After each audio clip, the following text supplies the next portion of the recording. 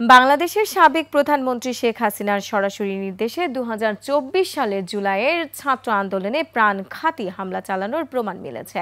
কাতার ভিত্তিক আন্তর্জাতিক গণমাধ্যম আল জাজিরার অনুসন্ধানী প্রামাণ্যচিত্রে এ তথ্য উঠে এসেছে। এতে হাসিনার নিজ কণ্ঠের নির্দেশনা প্রকাশ করা হয়েছে।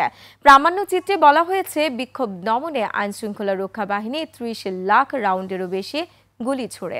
আফসানা নীলার ডেস্ক রিপোর্ট। এবার আল জাজিরার অনুসন্ধানে উঠে এলো শেখ হাসিনার শাসনের শেষ মুহূর্তের ভয়ঙ্কর নানা চিত্র।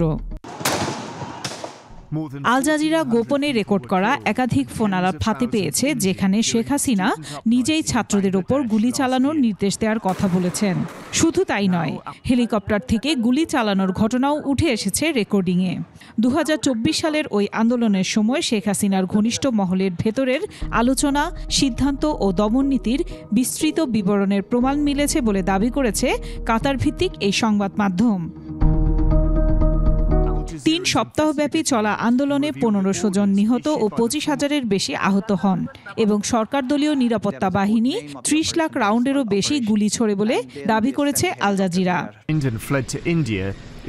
প্রকাশিত প্রতিবেদনে বলা হয়, একটি ফোনালাপে ১৮ জুলাই ২০২৪-এ শেখ হাসিনা ঢাকা দক্ষিণের সাবেক মেয়র শেখ ফজলে নূর তাপসকে বলছেন, আমার নির্দেশ তো আগেই দেয়া হয়ে গেছে, আমি ওপেন অর্ডার দিয়েছি, এখন ওরা মারবে, যেখানে পাবে সেখানে গুলি করবে, আমি তো এতদিন থামিয়ে রেখেছিলাম। এবারে কোনো কথা নাই, এবার একবার শুরুতে দিবা, বলে দেবো ধাওয়া দেবে, গলিতে বলতে থাকবে, এখন শুধু ওই অল্প জমা থাকবে। অন্য এক রেকর্ডিংয়ে তিনি বলেন, এরই মধ্যে কয়েক জায়গায় শুরু হয়ে গেছে, কিছু সরেছে। আর যেখানে গ্যাদারিং দেখবে সেখানে ওই উপর থেকে এখন উপর থেকে পাচ্ছি, অলরেডি শুরু হচ্ছে কয়েকটা জায়গায়।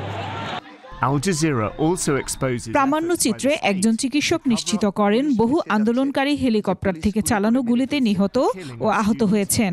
বলা হয়, আবু সাইদের মৃত্যু তদন্ত রিপোর্ট ৫ বার বদলানো হয়েছে। আমার যেটা মনে হয়েছে যে এটা সরকারের সর্বোচ্চ মহল থেকেই আবু সাইদের রিপোর্টকে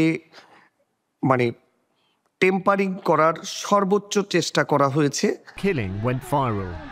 প্রামাণ্যচিত্রে আরও দাবি করা হয়, সরকার হুমকি ও ঘুষের মাধ্যমে ঘটনাটির ধামাচাপা দিতে চেয়েছিল। শেখ হাসিনার উপদেষ্টা সালমান এফ রহমান ফোনে আবু সাইদের ময়নাতদন্ত রিপোর্ট সংগ্রহে তৎপর ছিলেন।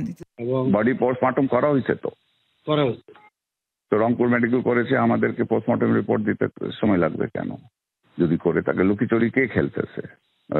রংপুর মেডিকেল। আল জাজিরার দাবি, তারা ফাঁস হওয়া গোপন নথিপত্রে দেখেছে কিভাবে শেখ হাসিনার সরকার ইন্টারনেট বন্ধ করে সহিংসতার ছবি বিশ্ববাসীর কাছ থেকে গোপন রেখেছিল। তবে আল জাজিরা জানায়, আওয়ামী লীগ এসব অকাট্য প্রমাণ প্রত্যাখ্যান করে বলেছে, শেখ হাসিনা কখনো প্রাণঘাতী অস্ত্র ব্যবহারের নির্দেশ দেননি এবং ১৮ জুলাইয়ের রেকর্ডিং ভুয়া। Sheikh Hasina and her supporters to continue to deny that they have been involved in the atrocities. Afsana Nila, desk report, ২১ television.